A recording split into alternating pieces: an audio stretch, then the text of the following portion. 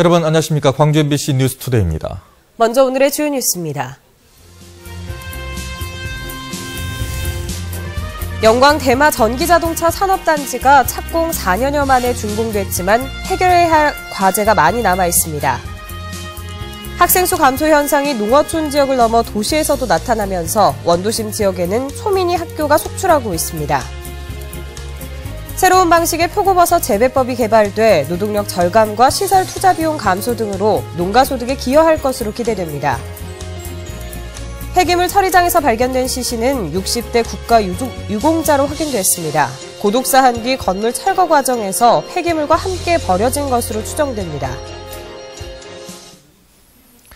영광 대마 전기자동차 산업단지가 착공 4년여 만에 준공됐습니다. 우여곡절 끝에 산업단지 조성이 마무리되기는 했지만 해결해야 할 과제는 아직 많이 남아 있습니다. 조현성 기자입니다. 충전기와 소형 모터 등 전기자동차용 부품을 생산하는 중소기업입니다. 전기차 특성화 단지를 찾아 지난 2월 공장을 옮겨왔지만 인근에 관련 업체가 없어 부품이나 공구 등을 구하는 데 불편함을 느낍니다. 저희가 생산하면서도 옆에서 제2협력체, 제3협력체, 공구 이런 것들이 다 갖춰져 있으면 일하기가 좀 편한데 아직 그런 게 좀 덜 갖춰져가지고. 영광군의 미래 성장 동력으로 기대를 모아온 대마 산업단지가 준공식을 열고 산단의 완공을 대내외에 알렸습니다.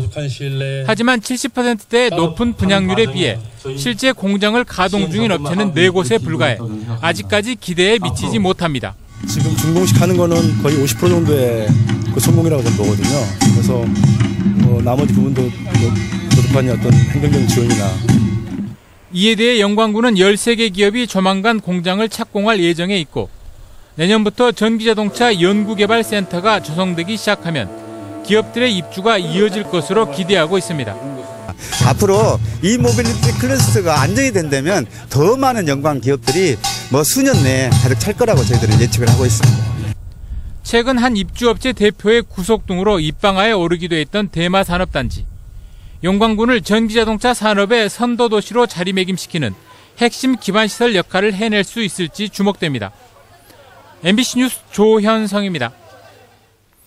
국내 100대 기업의 광전남에서 1개, 1000대 기업에는 27개 업체만 포함된 것으로 나타났습니다. 광주상공회의소에 따르면 국내 매출액 100대 기업 안에는 현대 3호중공업이 97위로 이 지역에서 유일하게 포함됐습니다. 국내 1000대 기업 중 광주 전남에서는 27개사로 전체 비중의 2.7%에 불과했습니다. 반면에 영남은 100대 기업의 10곳, 1000대 기업이 176곳으로 드러났습니다. 3년 전 대학가의 비리를 고발하는 유서를 남기고 자살한 조선대 시간강사 고 서정민 씨를 기억하십니까? 당시 정부가 시간강사 대책을 마련할 정도로 파장이 컸지만 정작 서 씨의 고발 내용은 흐지부지 됐습니다. 유족들이 대학과 지도교수를 상대로 소송을 냈는데 서 씨의 죽음과 관련한 진실이 법정에서 밝혀질지 주목됩니다. 송정근 기자가 보도합니다. 2010년 5월 조선대 시간 강사 고 서정민 씨의 자살은 대학계에 큰 충격을 줬습니다.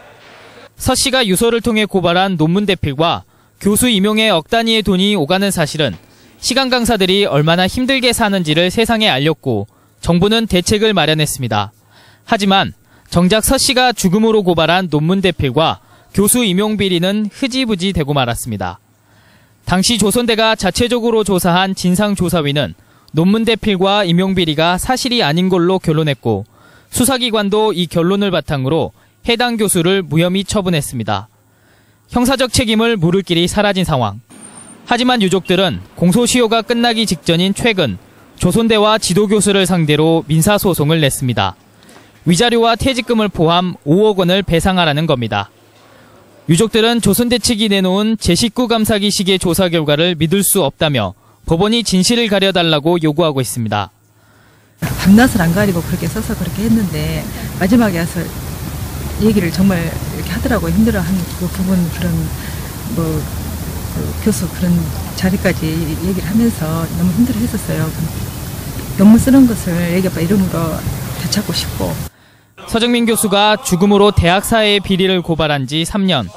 그동안 국립대학 시간 강사들의 강의료가 조금 인상되고 시간 강사들의 교원 지위 회복에 관한 법률이 국회를 통과했지만 시간 강사들은 법이 통과되면 오히려 대량 해고 사태가 날 것이라며 법안의 시행을 막고 있는 실정입니다. MBC 뉴스 송정근입니다. 동양그룹 관련 피해 투자자를 위해 오늘 광주에서 설명회가 실시됩니다. 금융감독원은 오늘 오후 4시 광주은행 본점 3층에서 동양그룹 피해 투자자 설명회를 갖고 불안전 판매 입증 방법 등을 교육할 방침입니다. 또한 녹취록과 투자 관련 서류 입수 방법, 채권 신고 절차 등도 설명할 계획입니다. 학생 수 감소 현상은 이제 농어촌 지역만의 문제만 아닙니다. 도시 지역, 특히 원도심 지역 학교들이 초미니 학교로 전락하면서 부작용에 속출하고 있습니다. 박영훈 기자가 취재했습니다. 목포의 한 초등학교. 한때 전교생이 60여 개 학급 4,000명이 넘었지만 지금은 8개 학급 150명이 전부입니다. 새로 조성된 신도심으로 주민들이 옮겨가면서 신입생이 크게 줄어든 게 원인입니다. 그러니까 사람들이 저쪽을 손에서 다 이상하고 그래서 학교는 좀 공동화돼가고 있는 편이죠.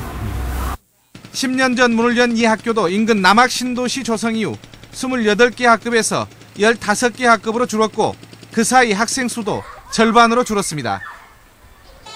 신도심이 조성될 때마다 이주가 이루어지고 이주에 따라 학생 수에 심각한 변동이 발생하는 시기입니다. 목포에서만 31개 초등학교 가운데 절반가량의 학교가 이처럼 급격한 학생 수 감소 현상을 겪고 있고 이로 인해 남아도는 교실도 넘쳐나고 있습니다. 입학할 수 있는 그러한 연령층의 학부모들이 많이 줄어들기 때문에 계속해서 지금 학급이 감소해가는 그런 추세에 있습니다. 교육당국은 영어 캠프나 공립보육시설 운영과 같은 방식으로 늘어나는 빈 교실을 활용할 방법을 찾고 있지만 우선 인력과 예산 부족 등으로 쉽지 않습니다. 더 큰 문제는 출산율 감소와 인구 유입의 한계를 보이면서 대부분 시군의 학생 수 감소 추세가 회복될 기미를 보이지 않고 있다는 겁니다. 학생 수 감소에 따른 고민의 그림자가 농어촌을 넘어 도시까지 깊게 들이우고 있습니다. MBC 뉴스 박영훈입니다. 2015년 광주 유니버시아드 대회를 앞두고 광주 진월지구에 국제 테니스장이 들어섭니다. 광주시는 남구 진월동 이순환도로변 체육시설지구에서 국제 테니스장 건립 기공식을 갖고 본격적인 공사에 들어간다고 밝혔습니다. 총 사업비 410억 원이 투입되는 국제 테니스장은 연면적 2만 1000여 제곱미터 규모로 국제경기 규격을 갖춘 메인 코트와 서브 코트 8면 등이 조성됩니다. 이 구장은 2015년 2월에 준공돼 유니버시아드 대회 테니스 경기장으로 쓰일 예정입니다. 광주시가 내일 수능 시험에 맞춰 종합 지원 대책을 시행하기로 했습니다. 광주시는 시내버스 기점과 종점에 공무원을 배치해 배차 지도에 나서고 지하철 역사에도 안내요원을 추가 배치해 교통 안내와 주정차 단속을 하기로 했습니다. 또 112, 119 등과 연계해 수험생들을 이송하고 관용 차량 90여 대를 동원해 수험생들을 긴급 수송하기로 했습니다.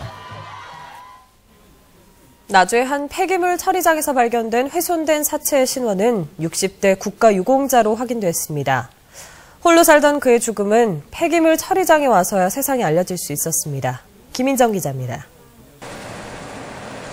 나주의 한 폐기물 처리장에서 발견된 미라 상태의 사체 일부는 월남전에 참전했던 국가유공자 67살 유모 씨의 것으로 확인됐습니다.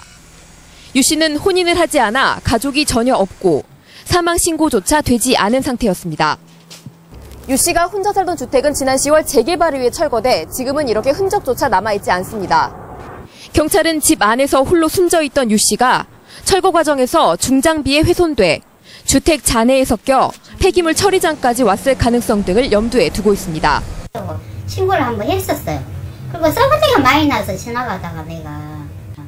재개발 지구에서 혼자 살아온 유 씨는 이웃과 교류가 거의 없었고 형제들과 마지막으로 전화 통화를 한 것도 3년이 넘어 완전히 고립된 상태였습니다. 그냥 말은 기피증이 있어요. 혼자 문을 잠그고 한 7년째 살았어요, 여기서. 이웃들에게 마지막으로 모습을 드러낸 것도 슈퍼마켓에서 소주와 라면을 샀던 지난 5월로 지금까지 아무도 유 씨의 죽음을 몰랐습니다. 대상도 안 되시고 그래서 제가 특별하게 관리를 하지 않았죠. 누구도 신경 쓰지 않았던 한 60대 독거 노인의 죽음. 사회적으로 완전히 고립됐던 노인은 폐기물 처리장까지 와서야 자신의 죽음을 세상에 알릴 수가 있었습니다. MBC 뉴스 김인정입니다.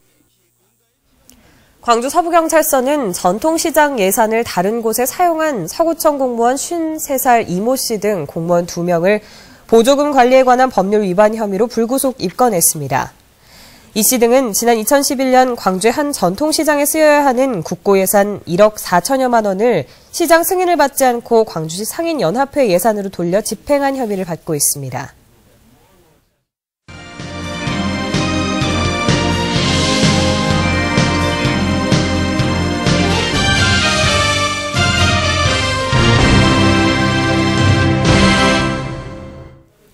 광주 서구의회 김옥수 의원이 서구 자활센터 예산 횡령 사건과 관련해 예산을 빨리 환수하라고 촉구했습니다.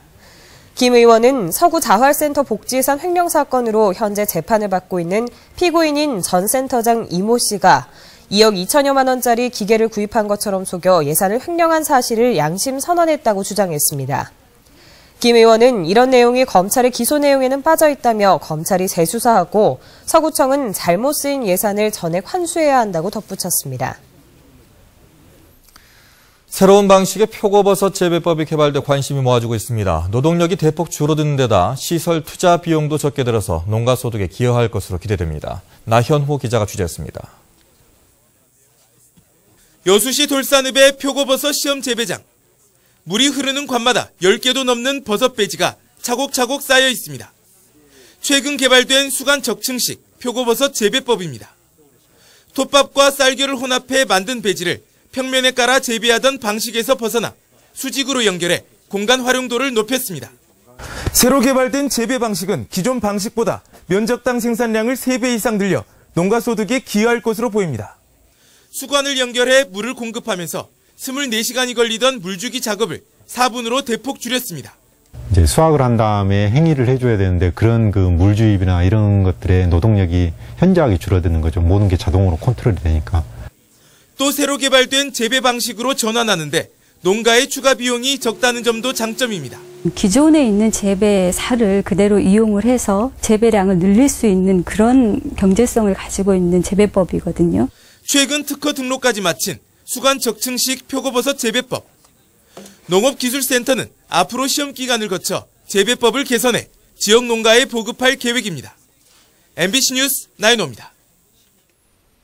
묵은 쌀을 섞은 뒤 햅쌀로 판매해온 사실이 드러난 농협에 소비자들의 항의 전화가 빗발치고 있습니다.